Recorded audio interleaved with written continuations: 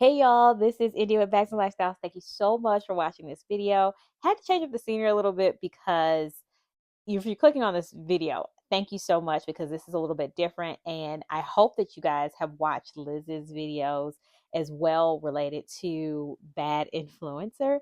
When she did the first episode recap, I I put in the her comments, I was thinking about doing the same thing. I ended up binge watching the entire series and had thought about it, but then I just said, "Oh, never mind, nobody be interested," and moved on. Maybe people are interested. I don't know. Hopefully you are. I definitely want to say that my idea is going to be a little bit different, or my videos are going to be a little bit different from Liz. Liz does an amazing detailed recap of each episode. I am going to do 2 episodes at a time, but I'm not going to do necessarily a recap. I'm really going to just talk about the things that jumped out at me, and I made notes. Basically, after I talked to Liz, Liz was like, "Yeah, you should do a video on it too, because everybody has different perspectives," which is one of the reasons why I love this handbag community. Everybody is just so supportive, and she talked me into it. So thank you, Liz, for helping me get back to my original idea. And if you want a detailed recap, I will link Liz's first video down below so you can watch that one. And then, as the YouTube algorithm should keep suggesting her other videos, if you do not know who Liz is, watch that first video. Make sure you subscribe to her channel and watch the Bad Influencer recap. Also, watch it too, because I would love to talk with you guys down in the comments down below. First episode was Welcome to Joburg, which it is located, the series is located in South Africa. And it starts off with up close shot of the LV capucines in like a navy-ish color, and they're just telling the kind of highlight storyline of it. And the thing that I noticed is that who's the main character, which is BK, she's at the deluxe store wanting to get more information about this bag, but she recreates them in a workshop that she created because she's a talented seamstress. Now, anyway, the thing that I noticed is I was wondering whether there was a LV store. Like, why was this bag at this store called the Deluxe Store? So there actually is an LV store in South Africa, in Johannesburg. This, and seeing that that bag was sitting there, there were other LV type bags, but then I saw when they did a pan, the outside of the store, you saw Chanel, you also saw Dior. So this rang to me as a second-hand luxury consignment store, basically, is what, and that's, to me, that's what makes sense based off of what I saw and them having all these different brands in one spot, especially given the fact that LV has a store located in South Africa in Johannesburg. What Something else that stuck out to me was when the other main character came in, which is Queen Pink's Pinky. She was trying to return an LV Murakami. I did not have time to look this up, but it definitely just seemed like an older style Murakami, which also would make sense because that multicolor Murakami would be available at a secondhand luxury pre-owned store. So that also made sense too why she was trying to return it there. And I thought it was interesting that this could have been a couple of reasons why BK decided to dress up, which you'll end up seeing, like she ends up taking off her wig and all this other stuff, and looks like just like a regular normal person. She has her hair in a twisted natural style when she didn't have the wig on, and she immediately went to turn back in these clothes after her confrontation, and she got what she wanted, which was some detailed photos of the LV Capucine so she could finish up working on it in her workshop. And I thought, did she feel like she needed to dress up to either A, go under the radar so they would take her seriously, or did she do that as a cover so that way she could have an opportunity to be left alone with the bag so that way she could take photos? And it might have been a combination of both. Also, I the way that Queen Pinks or Pinky was reacting when they told her they would not allow her to return her bag, her immediate reaction, which I think is something that you do see, I won't say, I don't know. You do see people doing this, and I do think it's an avenue for it. But basically, let me get to what I'm saying first. She immediately picks up her phone, turns on what appears to be like IG Live or TikTok or somewhere, and she's basically trying to blast out to her followers and go viral, really trying to attack this business or try to share with everyone that this business is mistreating her. I think when you do something like that, that should be a last resort. That should not be the first answer. And a lot of people react and use social media as a tool, because I'm not sure if YouTube will take that out, to YouTube in a bad way. I do think there are avenues for getting something resolved. She ended up being in the wrong because her bag was not real, but that should have not been the first response. And I think it's unfortunate when people do that. I do think businesses should be held accountable when they don't stand up to their policies and they treat people wrong, badly. They make promises that they don't keep. They're shysty, they're shady. I do think if you try to go all the proper avenues and then you want to go live, maybe that's the resort. But otherwise, there are so many other ways to do that, because someone overreacting, and in her case, she was in the wrong, could detrimentally harm this business. And behind this business is a person, likely, well, at least in the United States, there are so many small businesses, and a lot of these small businesses that are operated are small teams. And then they also only generate like less than $1 million. I don't remember the stats, but just thinking about that, like how you're messing up someone's livelihood potentially for something that could have been resolved in another manner, I think is always something to think about, versus just I feel like I'm in the right, you're in the wrong, let me go to the extreme to do something about it to make you sorry for what you did to me, is really what I was thinking about. So also something else that I noticed, and I made a note for, is your environment has unspoken stressors or lack thereof. We learn a little bit more about BK in other episodes, but what you already see in this first episode is that BK seems to be making these bags herself to sell them, and she's already in a bad situation. She lives in a rough neighborhood.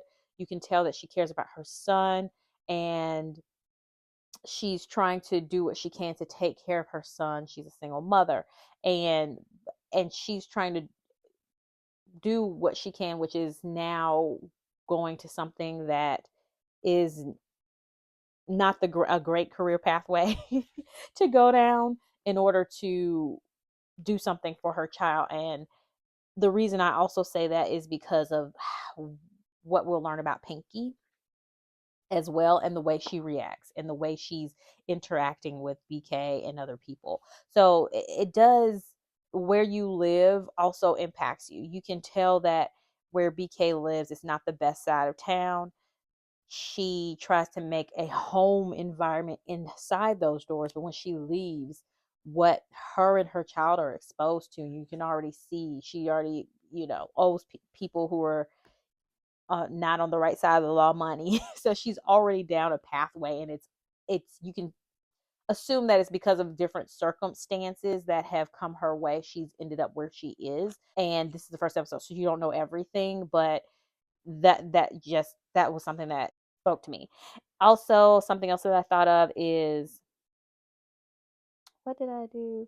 Oh, so there was a scene where BK thought she was going to have a major payday. She was selling to these wonderful either housewives or these taken care of girlfriends, is what we'll call them, also at this very affluent home. They had security and all this other stuff. And so you could tell that one of the ladies, when they panned to her, she was skeptical. And you always want to be skeptical and do your research when research is helpful. When BK claimed the Birkin was sold, she got the Birkin from someone who ended up being this lady's friend. And you always want to do your research. Trust but verify is always a thing. It's in any case. And then also, I thought the red flag with that also was the fact that she had too many first off, she's coming around in a suitcase. They didn't see her car because it looks like she had parked a wares away, which makes sense because you're carrying these expensive bags. You got a raggedy car, kind of doesn't go together, whatever, that kind of thing. But just like the image she's portraying.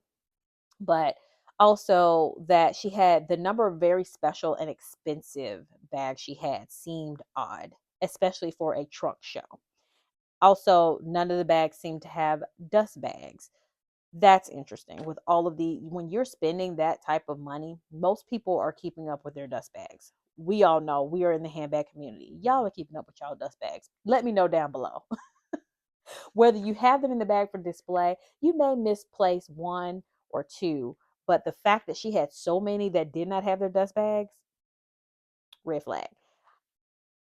Okay, so next on to the episode 2, which is fake bag, fake bag. And you learn a little bit more about BK's situation. You learn a little bit more about Pinky and how relationships are important.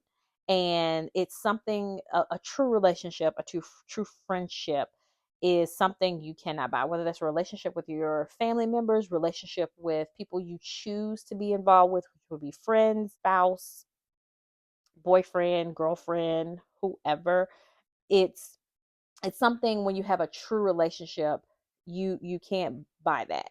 And you can tell that Pinky's relationships when she goes to this influencer event is very much surface. She's talking to girls that seem to be not based off of who they are, but based off of their status, their online follower status. And she's trying to work her way up the influencer ladder. And you'll see this come out a little bit later when she built these surface friendships when she needed somewhere to stay. And it did not pan out. Also, obviously, she didn't have any close family except for her mom, and you'll see a situation with her and her mom that will end up panning out. You'll learn more about that in episode 3. Also, yeah, like I said, she didn't have anywhere to go when her and her, what they call her blesser, so her boyfriend basically broke up. First off, putting all your pennies, your eggs in one basket and relying solely on one person, I don't advise that. So that's, she was already in a precarious situation because she was trying to portray an image online, and obviously she was not putting setting up things on the side to say this is going to end at some point, or what if it ends before I'm ready for it to end, what am I going to do? So you could tell she wasn't setting herself up to be taken care of with the resources he gave her. And then when he cut her off, her surface friendships showed because no one took her in except for BK, which is a stranger she met at a store by happenstance. You could see that when there was an emergency situation where BK basically was going to go confront Pinks, she at least had built a little bit of a network. You saw that she left out her apartment. Once she was getting ready to, she could tell that Becky and Joyce, I think, was Becky's like right hand person, were coming to get her. And she took her son and she went to a lady's house in an apartment that was behind hers and said, "Hey, can you watch my son?" So you could tell BK had been building relationships, meaningful relationships with people, for her to trust that for her to trust that woman with her son, as well as her son being someone who, first off, your child, period, but then also someone who can care enough to make sure that they can accommodate for someone with special needs because he is on the spectrum. That takes an extra special person to be able to care and make sure that they accommodate for someone who needs to learn or stay to learn a different way or stay in a different routine, or not hear a lot of loud noises, and to change your environment to make sure that child is flourishing and feels safe. All of those things, it takes an extra special person to do that. And for her to be able to entrust into this other woman shows that she, one, cares for her son, one, is a great mother, also looks for a way. She's very resourceful, and you'll see this time and time again as the season goes on. But she's very resourceful, and she also is building relationships with people that are, well, she has some surface ones you'll see, but also meaningful ones when there's things that matter that are involved. All right, let me know your, just want to make sure. Yes. So let me know your comments down below. Again, if you want a full detailed recap, make sure you watch Liz's video, and we will talk about this again soon. Bye.